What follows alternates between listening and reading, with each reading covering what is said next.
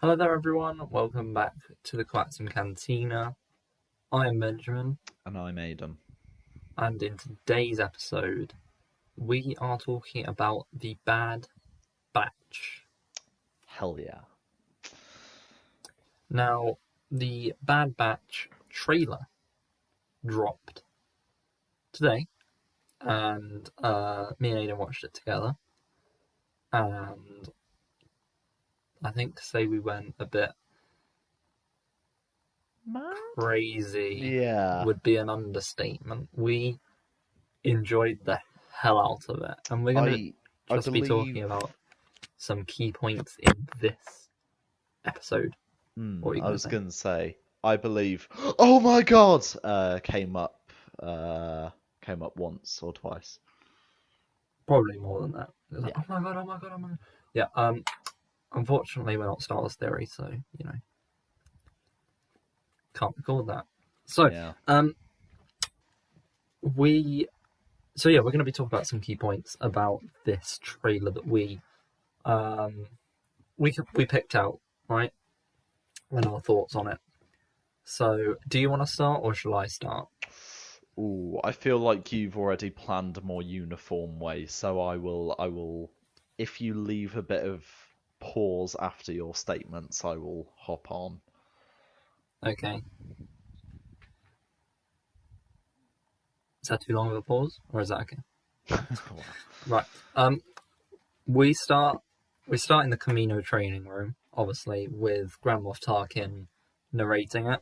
Yeah. This training room was in the Rookies arc, where 99 was first introduced, which is, I believe, is what the Bad Batch are named after. Yeah. They are. Yeah. Wasn't Echo in that training room? Yeah, he was. No, it was Rookies was Domino Squad. Yeah, that had Echo in it, didn't it? Yeah. Yeah. Then obviously Grand Moff Tarkin's there, so this would be, I would guess, after the Empire has been formed. Yeah. It's funny how the Kaminoans are still there. So. Yeah. Well, I suppose obviously it's at this Camino, point, and at this point they haven't said that the clones were. Yeah. Useless. The Empire hasn't fully taken over Camino yet. Yeah.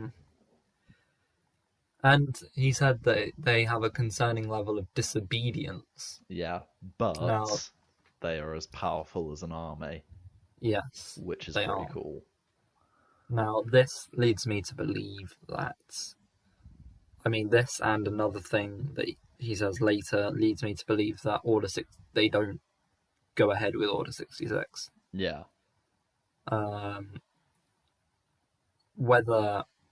How that's going to work with Order 66, because they're in the training room with Grand Moff Tarkin. So, yeah, I don't know how that's going to work, but I don't think they're going to be involved in Order 66.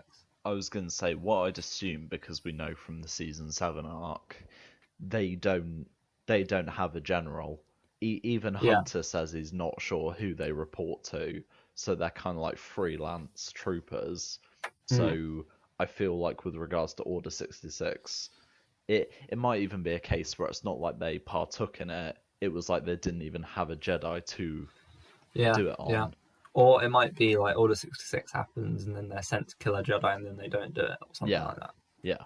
And that's where, obviously, Grand Moff Tarkin said that the 99 squad, I wrote down the quotes somewhere, 99 squad needed to be hunted down. Yeah. And it looks like a lot of it is being set on Camino. Now, if you've been round these parts of the internet before, you know that me and Aidan are fans of Camino. And love it to death, honestly. So anything more we get of Camino is very, very good. So I'm excited about that. They're still fighting battle droids. There was a scene where they were still fighting battle droids in the... Yeah, they were doing that with shinies as well. Yeah, So I would suspect that they, like, the show picks up directly after their arc Or in the Clone during. Wars. Yeah. I don't think they would do it during their arc in the Clone Wars, but Well, no, as it in, would be I during thought you the were going end to of say the Clone Revenge Wars of the season Sith. 7. Yeah. Yeah. It would be in line with Revenge of the Sith and the Clone Wars season 7.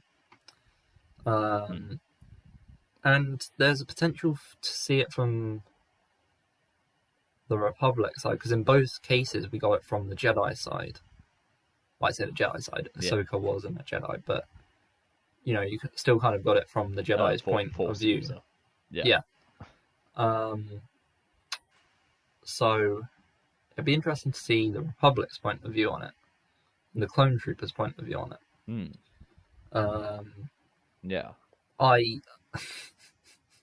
every time Order 66 is mentioned, I'm just like, I want to see the massacre on the temple, but I doubt that will be in a kids' TV show like this. I mean, it is a weirdly specific. I mean, you say a kids' TV show. We have talked about numerous but different things, which I should say a that. TV show that's aimed at kids. Yeah. Advertised for kids. Yeah. Looks like it's for kids. That's what we're going with. So yeah, I highly doubt we're going to get the massacre on the Jedi Temple. But yeah, one can hope, one can dream. One can. And then Go on. Yeah. No. Go on. I thought their, don't know, probably a terrible comparison, but their like Suicide Squad entry of each character, I thought that was really good during the trailer. Like everyone got their own little montage. As long as they don't re-edit as long as the trailer doesn't do too well and they don't re-edit the whole film based off the trailer, like they did with Suicide Squad. Oh god. Well, looking forward to the new one, but that's a separate topic. Yeah, that is a completely separate topic. My favourite of those character introductions was Crosshair, because he did a combo move. Yeah. Who's knife was it? I believe it was Hunter's, because Hunter is the. I mean, I'm pretty sure they all have that knife, but Hunter is the one who uses it the most, because Wrecker has one in season 7. Oh, does he? All right. Yeah. Because I thought it would be pretty cool, like if one of them threw it and then obviously shot. I just called him Sharp. Wait, his name Sharp Shot? Crosshair. I always call him Sharp Shot.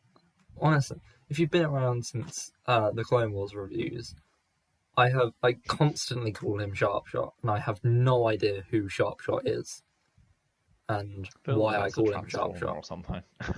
I have no idea. Crosshair. If one of them threw it and then Crosshair shot it, that would be pretty cool. It was just brilliant. You see him lining up, and you're like, "Oh, it's gonna be like another like cool no scope or something." Yeah. He hits it, and like charges the knife, and then it just goes straight into a droid. It was awesome. That's how you do a combo move. And I also, side note, love how Hunter keeps his knife in his gauntlet. It's so cool. That's pretty cool. Pretty cool. So yeah, I then wrote down that it looks like the show's running straight after their arc in the Clone Wars, before Order 66, and then during Order 66 will all be shown. And then we move on to Fennec Shand. Now, if you remember, Aidan, a couple of I know where weeks, this is going. No, not weeks, months ago, we got a picture of Fennec Shand. I think it was actually last month. We got a picture of Fennec Shand. Ouch. She looked like a cardboard cutout. She looked like a Fortnite character. Yeah, which is not good. So, obviously we didn't get to see her without a helmet, but, with her helmet, she looks better instantly. Yeah, I'm praying to God that they might have changed it. Maybe it's because they didn't render it or something, but if they didn't render it, why would they release it? Yeah. So I don't know. But Yeah, Fennec Shand looks to be like an enemy of the Bad Batch, though. Well, bear in mind, she is a bounty hunter, and this is the early days of the Empire slash the Republic, so Mm, bounty hunters are obviously still common. So if Tarkin is saying we need to track down the Bad Batch, it yeah, wouldn't be out of the question during the Republic era to enlist bounty hunters. yeah, yeah. But it looks like, I don't know, it looked like the Bad Batch threw a grenade onto Fennec Shand's speeder or something. Not sure about that. I don't know, she might not be, but also, you before we started, you made a good point. We asked a good question about, do you think Fennec Shand is just in there because like it was a last minute thing because she was so popular in The Mandalorian, or because she was included in The Mandalorian season 2? Obviously, if you guys have your opinion on this, do you think Fennec Shand should be in this, or whether it's just like, why? Because she, she's just there because of The Mandalorian. So, what's your thoughts on that? Do you think that she's just there because she was popular in The Mandalorian, or I because yeah. she's an actual character that they are looking to develop? I mean, don't get me wrong. That's a possibility. There's absolutely nothing wrong with them doing that. And Yeah. she was an absolutely character in the Mandalorian. She was a badass. Mm-hmm. So I am more than happy for character development from her. I Yeah. just do feel like And it seems like she's it. playing quite a major role in the Book of Boba Fett as well. Yeah, no. So But she's it gonna seems have a like she's lot of gonna. coverage. Yeah. It seems like she is going to be like the second to Boba Fett. So if they're doing character development for her and they're not just throwing her in there, oh look, because she was in The Mandalorian, Yeah. then yeah, great. Um, it doesn't seem like there's going to be any Jedi in it though. Yeah, I mean, to be Is fair, that that is going to be open to interpretation because we obviously didn't get that from the trailer. yeah? However, we can go back to our theories or our hopes for an Order 66 show because we're saying that we think this is going to be post or during Order 66 time. So it's highly possible that the mission they're sent on is to kill a Jedi, Yeah. and they get seen not killing a Jedi, and they're branded as traitors. And because they're as powerful as Tarkin knows they are, he hunts them down. So Okay. probably something Yeah, like that. yeah. So the question I was going to ask was, if there is no Jedi in it, let's just assume that there's no Jedi in it.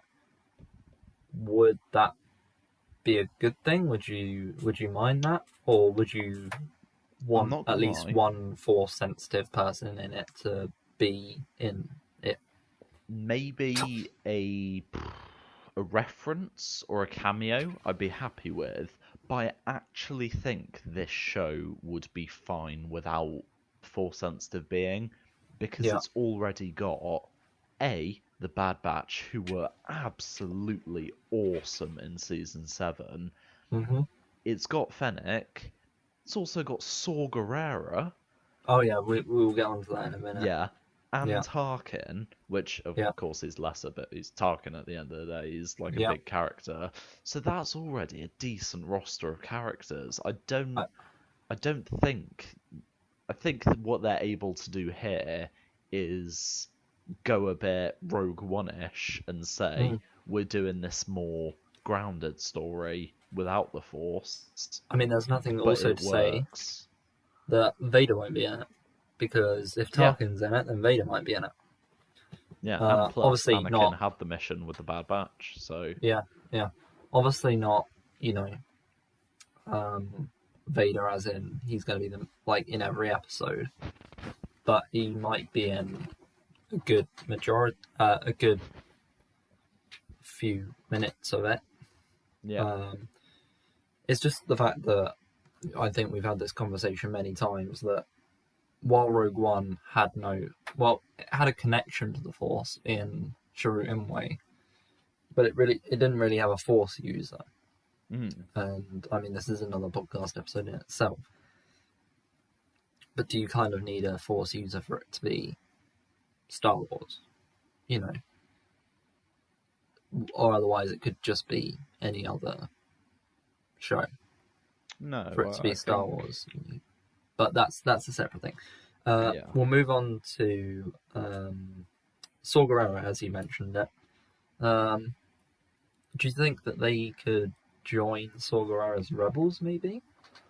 I think it's not out of the question, but then at the same time, that means very big things, because bear in mind, Saw Gerrera is not only part of the extremist rebels, or the maker of them, he has also had interactions with Cal Kestis. Yes.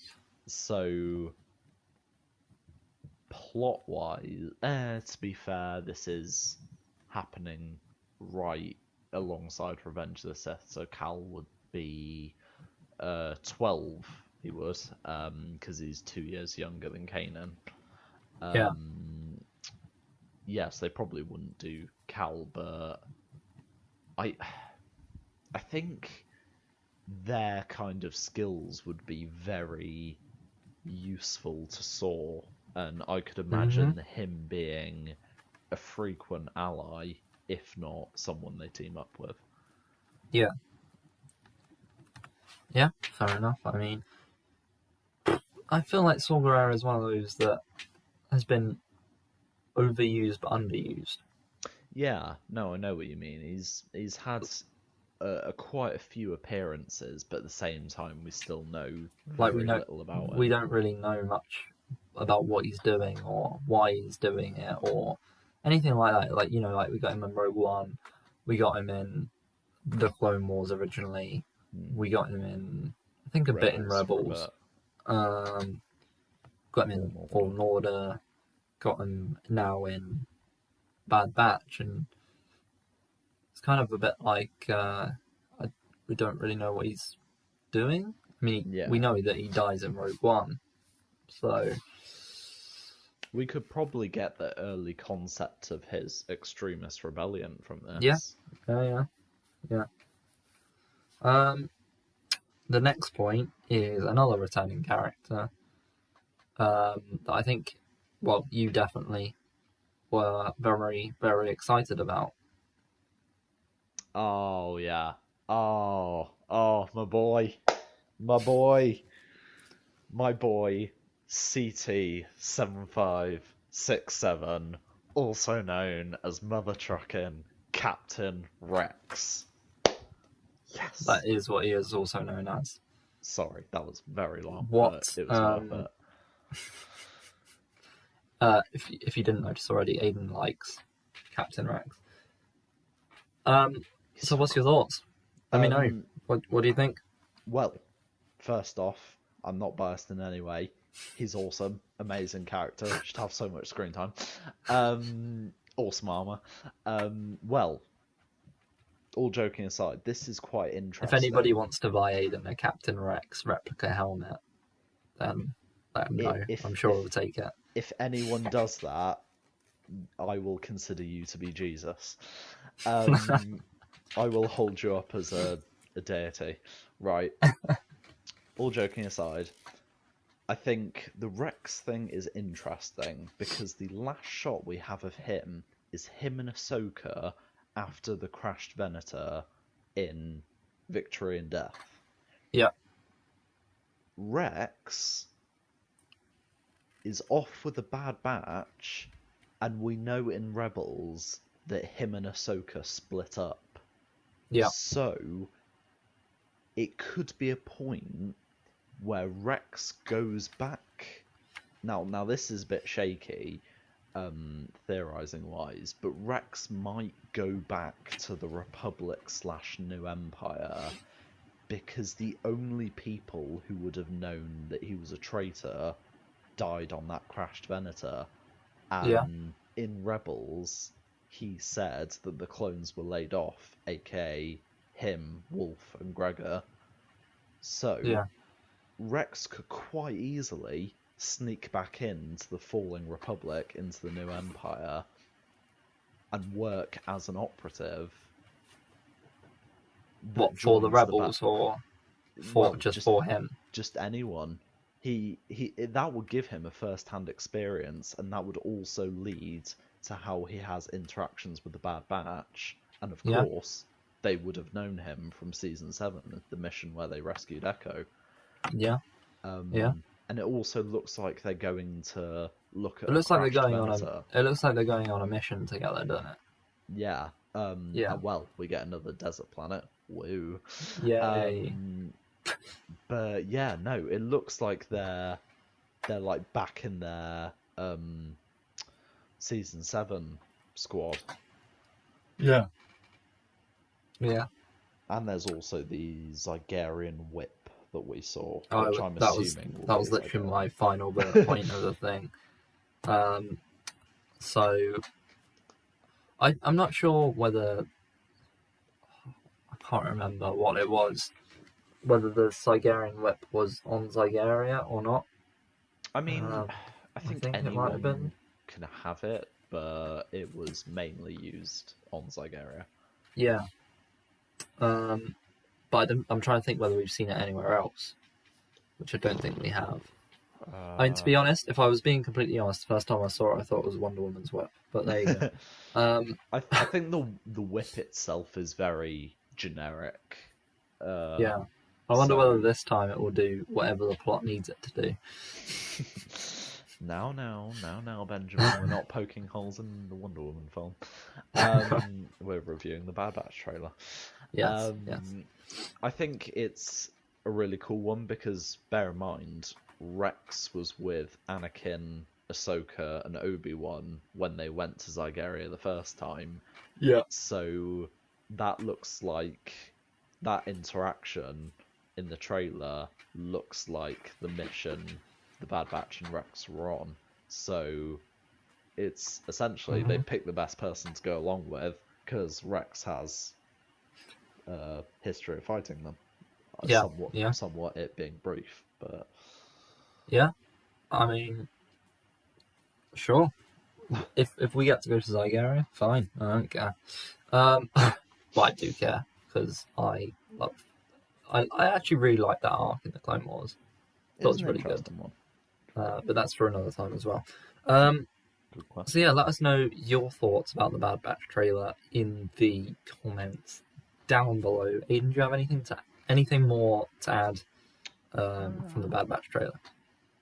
I feel like this is the most I've ever positively contributed. It is. I actually want to quickly bring attention to Echo's Bad Batch suit. Because not only does it look awesome with the grey, with the Bad Batch skull symbol, but he also has a Lobot headpiece. He does. Which is pretty cool. And everybody loves your boy Lobot. Oh, he's iconic. Definitely one of the most key figures within the original trilogy. Oh yeah, easy. Anyway, so Echo looks, I agree with you, Echo looks awesome. And I can't wait to see more of him and the Bad Batch. It doesn't seem from the trailer, again, the trailer's the trailer, it wasn't much, but Wrecker doesn't seem to be as annoying as he was, though. Yeah. I mean, I don't mind him being a classic being character trait that he's destructive anyway. I don't mind him being cocky because that's part of his character thing. But it's just the way that they did it in the Clone Wars season 7. It was just like, stop, you annoying person. I've forgotten something that we should have talked about. What's that? The premiere runtime. Oh yes, I saw on Twitter, I think it was the IGN Twitter, so like a credible source, that apparently the runtime of Star Wars, The Bad Batch, the premiere of The Bad Batch, will be running for 70 minutes. I mean, as a first episode, that is what you want to see. Yeah. I mean, I mean, obviously, like, it might not be the same case for the other episodes. here, I just got the Bad Batch. Sorry, I just got the IGN, what do you call article up, and I'm just trying to quickly read where it says, talk amongst yourselves. I don't think there is Slow actually down. any evidence for for it being 70 minutes. I think it's just a thing that people know. In the description of the new trailer for Disney Plus animated series, it explains that the show makes its debut on Tuesday, May 4th, with a special 70-minute premiere, followed by episodes every Friday starting on May 7th. I mean, So with that means that we don't actually have to wait a week for a second episode, yeah, I mean, which is absolutely unheard of for Disney Plus. an episode, a series that has a starting episode that's as long as the movie was, Yeah, or like something along that line. Incredible. That is a strong start. that is a strong start, honestly. Especially something that it has the premise of being set within Order 66 Yeah, yeah. and the beginning of the Empire. That has potential to be goddamn incredible. It has the potential to be insane. We just talked about how IGN comes up before the Star Wars YouTube channel, but I'm just looking at the description of it, and yet on the official Star Wars YouTube channel, it does say makes its debut Tuesday, May the 4th, with a special 70-minute premiere. So yeah, that's confirmed. Then that's not a rumor; that's confirmed. I like this. Which is, wow. I mean, that's pretty insane, if you ask me.